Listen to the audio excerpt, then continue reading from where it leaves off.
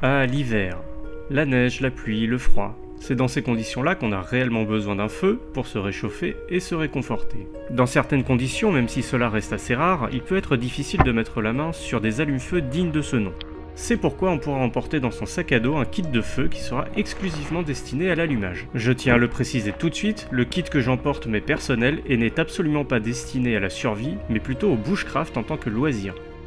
Pour être sûr de pouvoir produire des flammes dans n'importe quelle condition, j'emporte au moins 3 systèmes d'allumage, un fire steel, des allumettes et un briquet. Lorsque je décide de m'entraîner, je commence par le fire steel, puis si je n'y arrive pas, je me réfugie dans les allumettes, et enfin, la solution de facilité, c'est le briquet. J'utilise une boîte de gâteau apéritif avec un couvercle en plastique qui la rend étanche, elle peut même flotter à la surface de l'eau. À l'intérieur, je vais bien sûr rajouter différents types d'allume-feu. Le premier type d'allume-feu à pointer son nez hors de la boîte, c'est le bois gras, récolté sur des résineux tombés au sol ou à la base de leurs branches. Il fait partie des meilleurs allume-feu que je transporte car il est facile à utiliser. Il suffit de gratter avec le fire steel une bonne quantité de petits copeaux et de l'enflammer avec le même objet. Une flamme très vive va s'en dégager à haute température, ce qui va permettre d'enflammer d'autres substances. Autre type d'allume-feu emblématique du bushcraft, l'écorce de bouleau qui est récoltée sur des arbres morts sur pied. Lorsqu'elle est bien sèche, c'est un véritable jeu d'enfant, il suffit de réduire l'écorce en petits copeaux et de gratter le fire steel. Pour davantage de précision, je vous encourage à aller voir mon autre vidéo dédiée à l'allumage de feu au fire steel pour les débutants. L'écorce de bouleau peut également être utilisée, une fois qu'on a une flamme, pour propager la combustion et pour agrandir le foyer.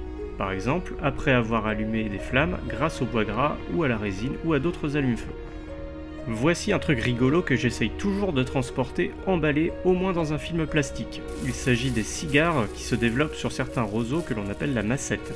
Les graines font penser à celles du pissenlit car elles sont équipées de sortes de petits parachutes qui rendent l'ensemble fibreux.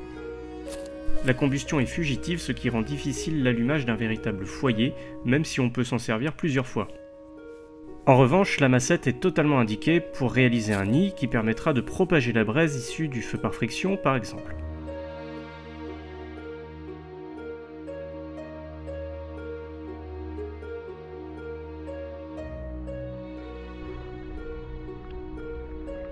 Dans ce petit sachet se cachent de véritables pépites, des pépites de résine.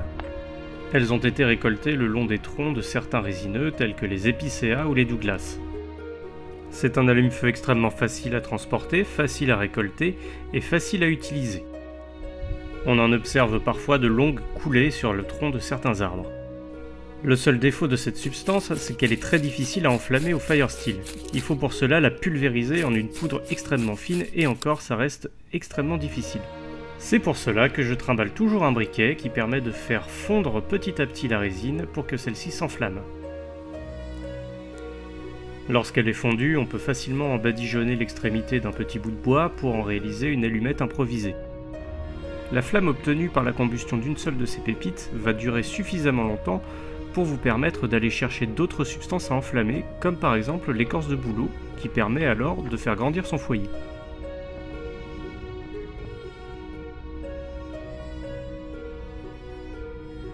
Vous pouvez remarquer que jusqu'à présent j'ai privilégié des allumes-feu d'origine naturelle, et c'est bien l'objectif de ce kit bushcraft. Mais pour les jours où les flammes ne veulent vraiment pas apparaître, je garde toujours une solution de secours sous la forme d'un tampon féminin. Il s'agit d'une quantité de coton non négligeable qui est emballée, préservée de l'humidité et qui s'enflammera très facilement à la moindre étincelle. Parmi les autres ressources que je trimballe parfois avec moi, il y a les akènes de clématite. Celles-ci ne s'enflamment pas forcément très facilement, mais peuvent être privilégiées encore une fois pour propager la braise dans un nid d'herbe sèche. Ce kit a pour but d'être une solution de secours, afin d'avoir toujours sous la main de quoi préparer un feu lors des sorties bushcraft. Ce n'est absolument pas un kit de survie dans lequel il faudrait privilégier des systèmes d'allumage qui donnent directement des flammes comme des briquets, et où il faudrait insérer également pas mal d'allume-feu modernes, type gel allume-feu ou bloc d'hexamine. En développant vos connaissances sur les ressources naturelles, vous n'aurez normalement pas à piocher très souvent dans ce kit, mais voilà de quoi vous sauver une sortie si un jour vous n'arrivez vraiment pas à vous préparer une tisane. Si cette vidéo vous a plu, n'hésitez pas à vous abonner à la chaîne YouTube, vous y trouverez d'autres tutoriaux, des tests de matériel et tout plein de choses intéressantes sur le bushcraft. Vous pouvez me retrouver également sur ma page Facebook, sur Instagram et sur le blog natureaventuresurvie.blogspot.fr. Enfin, vous pouvez aller chez votre marchand de journaux pour dénicher le magazine Survival, ou vous procurer le livre Nature Aventure Survie, guide du bushcraft pour les débutants. Bonne journée, bon bushcraft à tous!